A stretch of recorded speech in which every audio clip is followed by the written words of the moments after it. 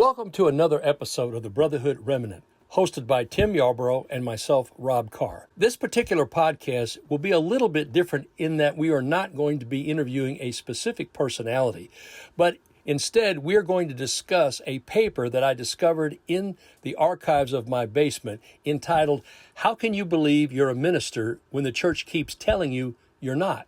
This paper was distributed through the Brotherhood Commission through a lay ministries task force of interdenominational leadership.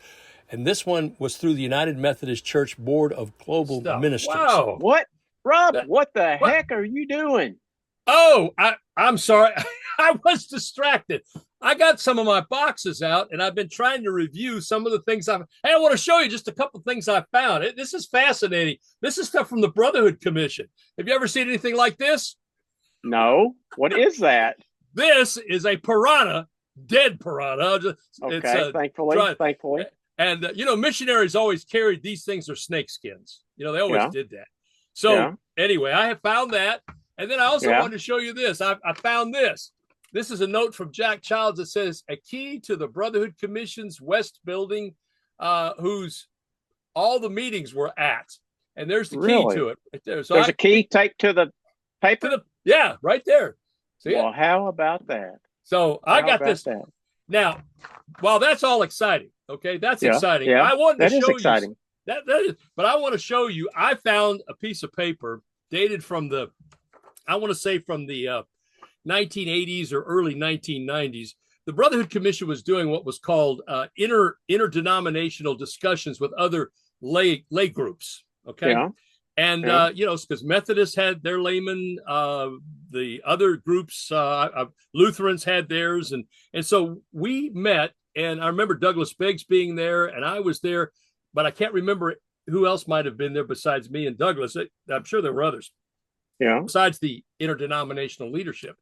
Anyway, we would share papers on what was going on. And I tell you what, I found this paper, and it, like I said, it was probably in the early 90s or late 80s. It's a summary study by a guy named Richard Brohlholm for the Leadership Development and Training Task Force of Global Ministries within the United Methodist Church. This is the topic. He starts his paper off, and I said, man, I got to share this with Tim and everybody else, because this is what he says, Tim. Are you ready for this? Are you ready? It says, I'm ready. How can you believe you're a minister when the church keeps telling you you're not? Okay. And I thought, wow, this guy doesn't mince any words. And he's basically coming up with a premise. Now, he's not attacking the church, but he's basically saying some things. He did a survey, but this wasn't supposed to be a statistical paper. This was a paper that was basically listening to the laypersons as you and I have discussed these issues kind of on the fringe as we've talked to our leadership out there. Yeah. But this kind of gets to the heart of some things. And I thought I'd love to kind of summarize this with you. Sure. Let you react. That's interesting. It really is. He says, we began the study with the assumption that ministry is already happening in many and diverse places from the church into secular life. That is not a matter of the church attempting to get something going in the face of an existing vacuum, is what he calls it, but rather recognizing and supporting that which is already taking place. In other words, he's saying lay people already doing ministry out there beyond the church. Is the church, now my impression is the church catching up to that reality? Now, this was in the 80s. And maybe the question I was going to ask you when it was dated. So in the 80s? In the 80s or early 90s. So the question is, has the church caught up to where the laymen are, or lay ministries are, within the secular community?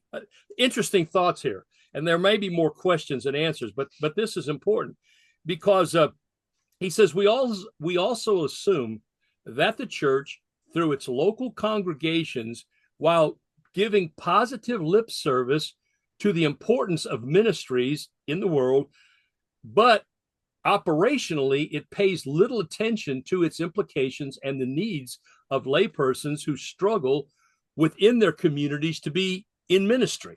The lay people are looking for answers, and the church is going, well, that's out of our purview.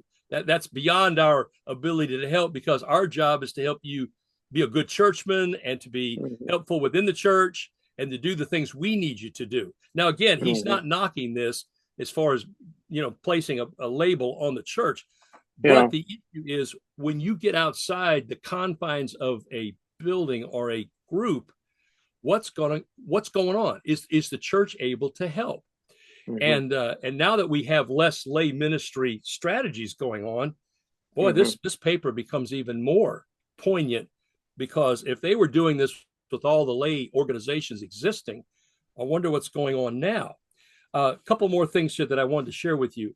It says, while none of these assumptions were ever reversed, and that is that the church never went beyond itself to help the layman be involved in ministry. Now, as the church, not as Brotherhood, but as the church. So he said, we were unprepared for the depths of feelings encountered, a strong sense of need for the resources of the church and the church's validation of ministry, and the wide-ranging implications of these assumptions for the future of the ministries within the church. So in other words, whether the layman is looking for it or not, is the church validating the laity in their ministry outside the church? A good question. Well, how did you end up with this paper from a United Methodist? Well, we were part of Douglas Beggs and myself, and there may have been some others at the commission or other state people. And for those that don't know, Douglas Beggs is the former director of the adult department at the Brotherhood Commission. Correct. And so what we were doing was we were looking at where other denominations were in their journey with laity, and particularly laymen. Yeah. Do we have the same, in other words, do we have the same issues that, say, Methodists have within their church? And according to this paper, very much so. Yeah. But he does it in a way that I think created a reflection that needed to be addressed. Because what I like about his statement is he asks more questions with the issue is, church, what are you doing about this? Yeah. What are you doing? Couple of things here that are interesting here, because he talks about people's stories are related to events that spoke of the routine, the normal, and the everyday, which were significant in human terms, such as, and he gives an example of somebody he talked to, a secretary who encouraged her boss to see people he's about to fire as human beings and to help them to find work beyond the place. In other words, what a novel thought. What a novel thought. Yeah, exactly. Treating people like human beings. The idea that there was a teacher who set up a daycare for working mothers, and was the church somehow validating that as ministry? Or a widow who faithfully calls her invalid neighbor each day to provide support and encouragement, and the assurance that someone cares. And this could be a widow or a widower. Is the church validating that? Now, here's the thing. Here's the thing that I'm not laughing because I think it's funny, but I think it's interesting. The paper brings out that the church knows how to deal with, and when I'll use the word brotherhood here in the Baptist church, the church knows how to deal with corporate brotherhood, in a sense. They see brotherhood as a group of men. What this man and others were saying in some of our discussions was, how does the church see the individual person as ministering in their community? And there's where the gap was. We could talk about a program and an organizational group, but what do we do about the individual members who need validation and who need a sense of direction and need help? Because the church usually comes back, paraphrasing some of his stuff, we got too many things going on. We can't address every ministerial need that's out there based upon what you as Tim would find. So we kind of leave you to figure that out yourself. Now, am I being harsh or not? Well, a couple of observations. No, of course, that was the role that the fellowships, one of the roles that the fellowships fulfilled. And any brotherhood program worth its mustard would have multiple ways for men to engage based on their gifts and abilities. And of course, WMU, I don't know about them, but I would assume that the same.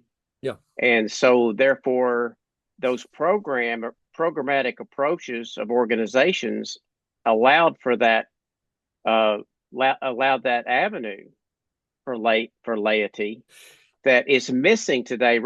Today, what I find, at least in the churches I've been involved in the last, 12, 15 years or what, seem to be, it has to already have been some ministry of the church that you have to integrate into. Yes. Yeah. And he talks about that in here. Yeah. Exactly. Yeah. Well, and see what you brought up, I think, is one of the results that the Brotherhood Commission did come up with the fellowships, with the idea of lay renewal, lay evangelism. Yeah. We talked about all the aspects of prison ministry, legacy building, all that. So this paper, I think, helped. I don't know what it did to the Methodist group, but at least it helped us. But then, as you said very well, that's all gone. Except in a few churches or a few places that may be trying to keep it alive within their own church field. The problem is there's too many churches and the infrastructure's gone in the churches as well as in the denomination. It is not. It's not a popular. Let's see. What I call it, a popular strategy or popular programmatic approach for most churches anymore. Although we do see it, you and I know we both engage with a lot of smaller churches, and smaller churches are kind of their own bird. I mean, they take some cues from the denomination, obviously, and they try to support the ministry of the denomination. But you'll see a lot of things going on in smaller churches. I mean, like for instance, and I hope this is not off the subject. We don't need to go too long with all this, but I know I was in a church not long ago where I spoke, and they did the birthday offering. You remember that? Yeah.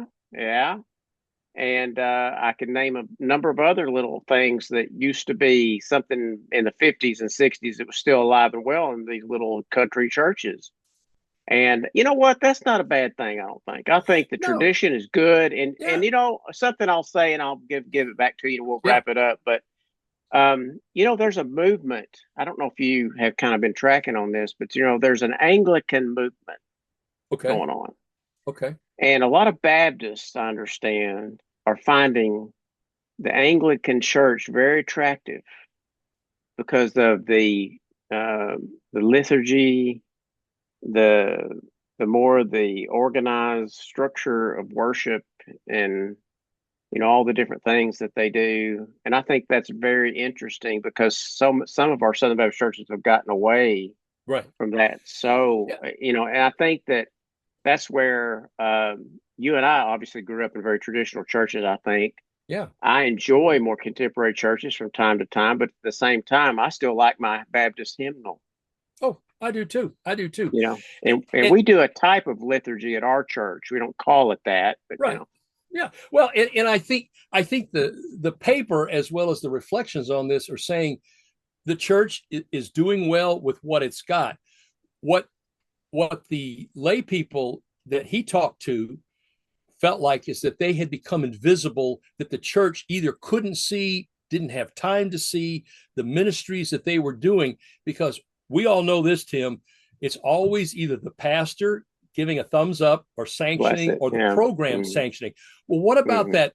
Because part of the Brotherhood purpose was developing personal ministry.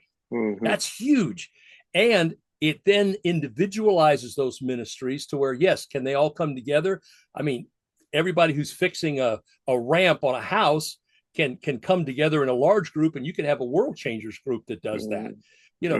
But I think what the paper, and you're right, this really goes on for a while here, but it's like, at least he was saying, is there a lack of interest in this, or is it more about, and by the way, he talks about this, that the issue is that most churches, they get to a point where they're more worried about their, not just their infrastructure, but their building, and the cost of that building comes into play. Yeah. to where it stopped. That's why you and I grew up in smaller churches, and we appreciate that, because my church building that I went to was paid off, and we weren't building massive building structures. And so we were able to do more ministry. Well, and there was always that fear, I guess, even in smaller churches, but you can definitely see it in more medium-sized, larger churches, where they don't want people going off on their own and doing their own thing. They want to be able to basically have their thumb on it. And that's not necessarily a bad thing, that you get approval from the church to do certain things. But there's some types of ministries, like you mentioned earlier, that's just not as a necessity, because you're basically exercising your own ministerial gifts, ministerial gifts. Sure, absolutely. And really what the layperson in this paper is referring to is they don't want to, and this was interesting, I don't know if this would fit in the Baptist church, but where they were, it was as if if the pastor didn't affirm these personal ministries, here's the catch, they then felt like that God wasn't affirming those personal ministries because of the link. Now, I don't think we've got as strong a liturgical link or a clerical link like that, but I do think that if the pastor isn't affirming, if he doesn't have to, come alongside you and do it with you. But I think if he's not affirming it or saying, as you said, all of us are gifted, all of us have ministries, go and let's celebrate those ministries. You know what I missed, Tim? And we'll wrap it up here. You know what I missed, because there's a lot in here. By the way, this material is on the Brotherhood Remnant archive, so you can look at it. Those of you that are listening, I almost wish we would go back to not just a Wednesday night prayer meeting, but we used to have at our church 100 years ago, we would have what we called an open mic on Sunday nights, where people could come up and talk about what's the Lord doing in your life tonight. Now, we monitored it because some people got kind of strange with it, and we didn't want, we basically did set some ground rules, but we wanted people to say, I called somebody up and gave them a word of encouragement, something simple like that. And that's ministry. Yes. And I think we've got to recognize that for what it is. And that now the one thing the paper does bring out, which and you and I again would talk about, that is there's too much emphasis on the professionalism of the clergy, the ordination of the clergy, because what this paper is saying, the layman, while he appreciates a pastor having knowledge and understanding in the pulpit, he wants somebody with good theology, but he doesn't want that to overwhelm him to say, well, just because you have a master's in education, it's not as good as my seminary degree. Does that make sense? He doesn't want that. I know there's some Baptist churches doing this too, but you talk about the ordination of ministers and all that. I think I told you I worked with the Presbyterian Evangelical Church, what they call themselves, the Evangelical Presbyterian Church, I think it was, EPC. Okay. And anyway, they have elders. And there were some of the churches that I would do interviews with and do some reporting on, some stories on, where they didn't even have a pastor because the elders shared that responsibility. And you know what? I don't know if that's all that bad an idea or not, really. I think I'm like you. And I like that idea, because what we do is we're too busy to go, oh, they shouldn't be doing that. That's where who says. I think that's a fair statement. Well, I really, this thing is so good. This is great, Rob. We need to do this more often. I'm going to try to peek in on you from time to time and see what you're doing in your basement.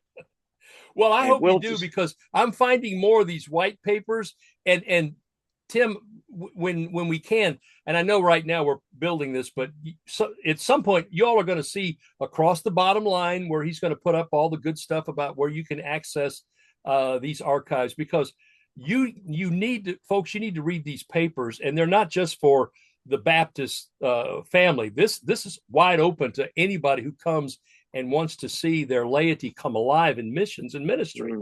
And the church needs to be affirming that.